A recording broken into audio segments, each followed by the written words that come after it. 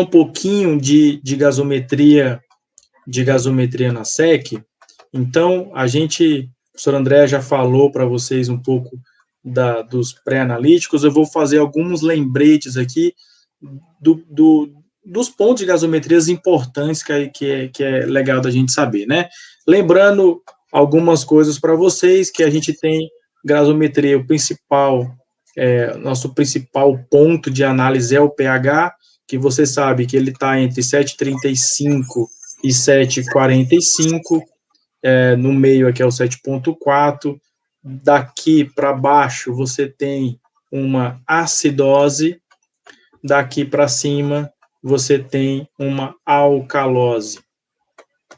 E isso tem dois órgãos principais que vão resumir todo o distúrbio ácido básico, que são os rins e os pulmões. Então, esses dois carinhas são quem resume, né, o equilíbrio ácido-base. Bom, se eu vou falar em circulação extracorpórea, eu vou dizer para vocês de cara, quando a gente fala de SEC, que é circulação extracorpórea, primeiro, já que são alunos da professora Andréia, eu vou só me dar a liberdade de dizer o que é circulação extracorpórea, é a substituição do coração e do pulmão durante a cirurgia cardíaca. Então, eu tenho a função pulmonar, ou seja, a função respiratória, sou eu que comando, perfusionista, quem faz a circulação extracorpórea. E a parte de hemodinâmica. Então, a hemodinâmica, o coração, a função de bomba do coração, a parte hemodinâmica, eu também controlo.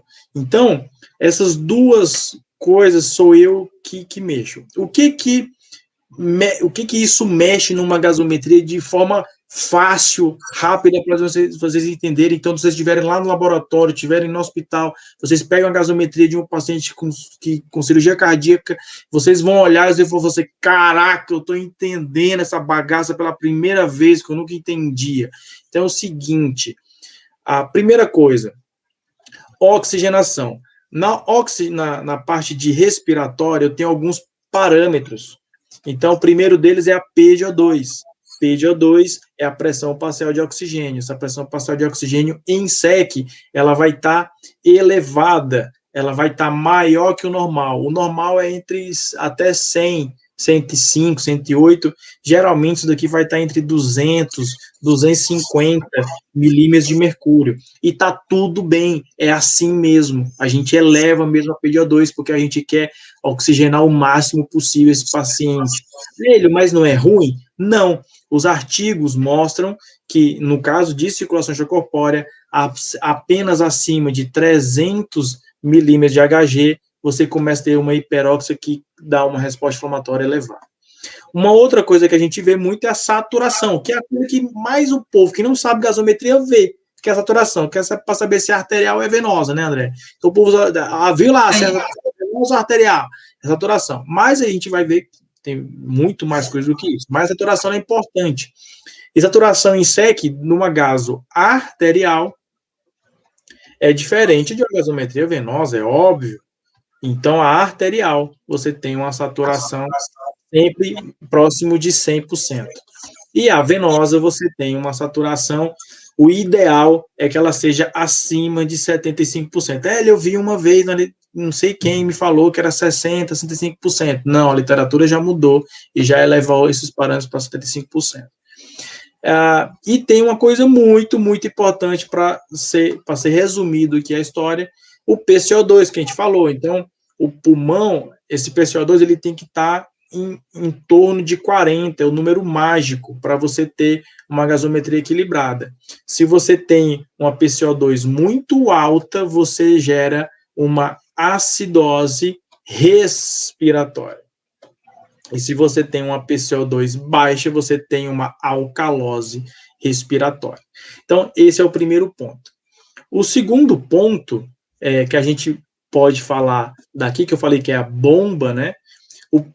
Se a gente não estiver fazendo uma perfusão ideal para esse paciente, o lactato dele vai subir bastante, porque o lactato ele é um indicador, um preditor de perfusão tecidual. Ele é um preditor de perfusão tecidual. Então, se não tiver em cirurgia cardíaca, tudo bem. Então, se o paciente que está na UTI lá tiver um lactato alto, ele tem algum déficit de perfusão tecidual. Não necessariamente ele tem problema no coração, ele pode ter outros problemas, como, por exemplo, o quê? A oferta de oxigênio para esse paciente está baixa. Onde é que você vê isso, Hélio? Eu vejo na hemoglobina. A hemoglobina é um parâmetro da gasometria que é fundamental, na SEC principalmente. Então, imagina só, a minha hemoglobina abaixo de... fala de hematócrito, que é mais fácil aqui. Hematócrito abaixo de 23%, você tem é o contrário, assim, né? Não, estava certo, era menor. Menor que 23%, você tem um hematócrito baixo e você vai ter uma oferta de oxigênio ruim para esse paciente. Com certeza esse lactato vai subir, porque o lactato é produto da respiração anaeróbica, né? Ele tem pouco oxigênio aí. Então, vocês percebem que na perfusão, e outra coisa, na SEC, naturalmente, esse hematócrito ele vai estar mais baixo mesmo, porque na circulação extracorpórea, na cirurgia cardíaca, o paciente ele é hemodiluído. Ou seja, eu abaixo o hematócrito mesmo dele durante a SEC. Por quê? Porque se eu não hemodiluir esse paciente, o hematócrito dele estiver normal lá, vamos supor, hematócrito de 40, 35, eu vou ter uma hemólise muito exagerada, e essa hemólise faz o que, Hélio? Hemólise faz o paciente urinar, o xixi dele é Coca-Cola, e isso é Coca-Cola. E isso é ruim, porque isso gera insuficiência renal aguda, e eu posso, um preditor ruim para esse paciente. O paciente, depois de cirurgia cardíaca, que tem insuficiência renal aguda, ele tende, a taxa de mortalidade sobe para 80%, tá? Então, eu tenho que evitar ao máximo. Então, se você pensa, imagina que uma gasometria, você tem pH, você tem PO2, você tem PCO2, você tem bicarbonato. Bicarbonato, é o último ponto que eu vou falar aqui para vocês, é que na circulação extracorpórea existe um distúrbio metabólico normal, digamos assim, frequente, que é uma acidose metabólica. Por que tem uma acidose metabólica? Porque eu tenho um consumo do bicarbonato em circulação extracorpórea e eu tenho uma alteração na fisiologia,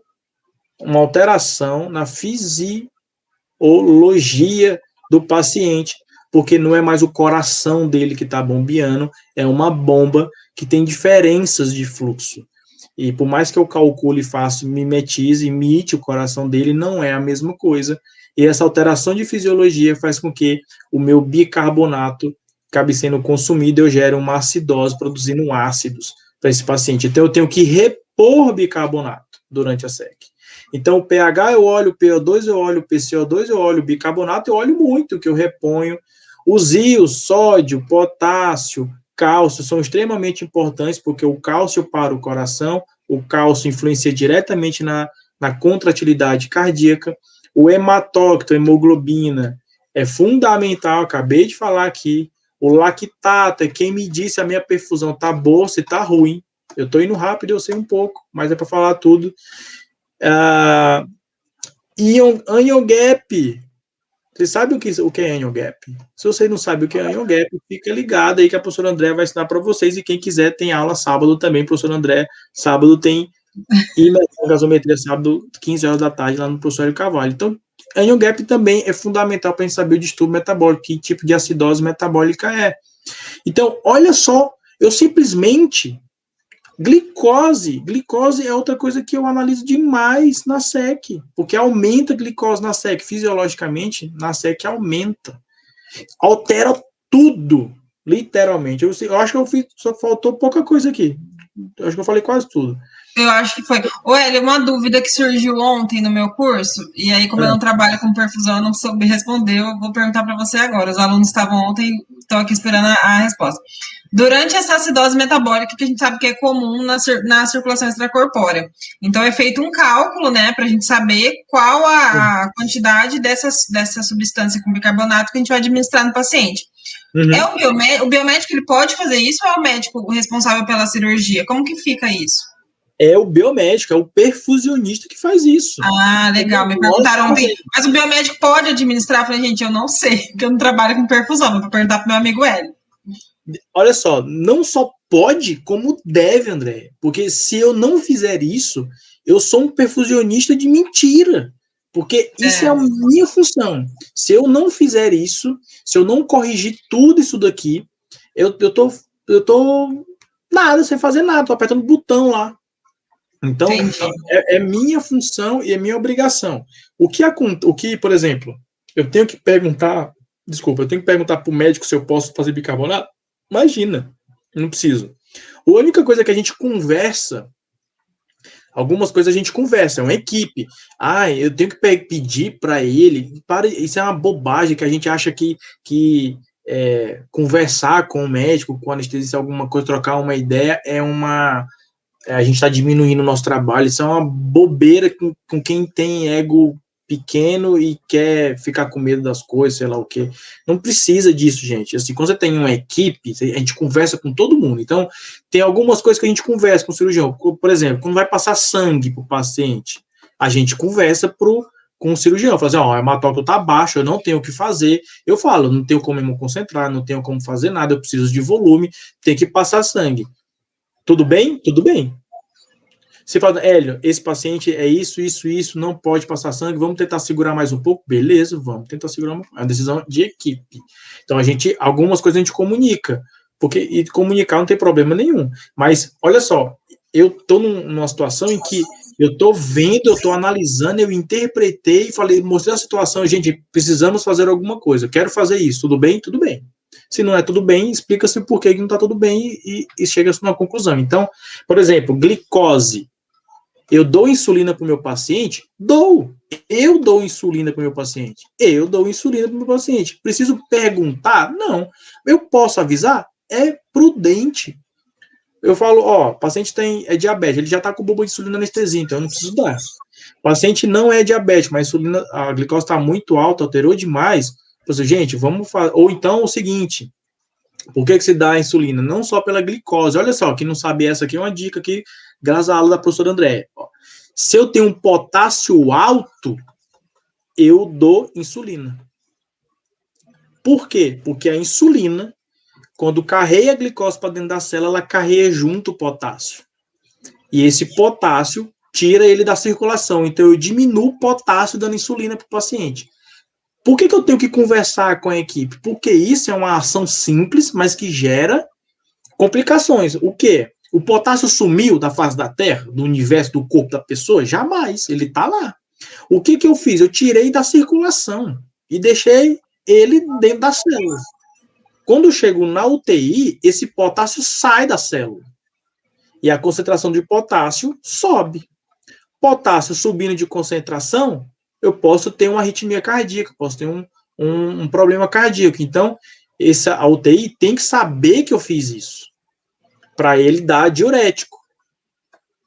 E aí, por isso que é importante, quando você estudar gasometria, você saber fisiologia renal.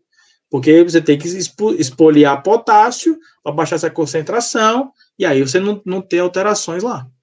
Então, viu como a gente conversar não tem demérito nenhum, mas é importantíssimo você pegar o negócio e saber interpretar, saber o que você vai fazer com aquilo, com aquela informação, né? Você ter uma ação corretiva.